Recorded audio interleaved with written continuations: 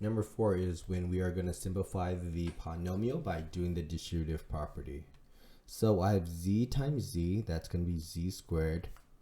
Then I have z times 3, which is going to be 3z.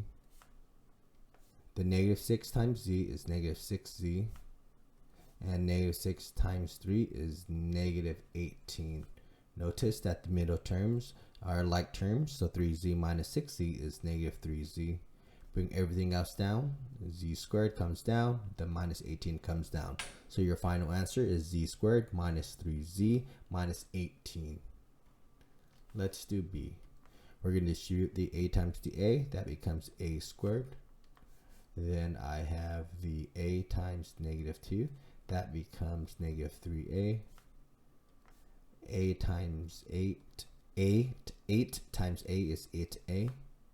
And 8 times negative 3 is negative 24.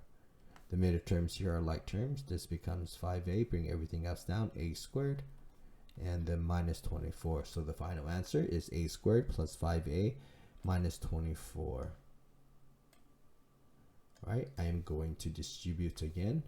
3a times m. 3m times m is 3m squared. 3m times 9, it is a 27m. 3m times 9 is 27m. Then 1 times m is 1m. And 1 times 9 is 9. The middle terms are going to be like terms. That becomes 28m. Bring everything else down. 3m squared plus 28m plus 9. D, let's distribute.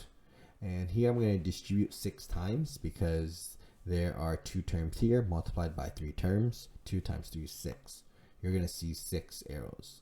This d is going to be multiplied by the 2d squared, becomes 2d cubed. The d times the negative d becomes negative d squared. Then I have d times 7 becomes 7d. 6 times 2d becomes 12d squared. 6 times negative d becomes negative 6d.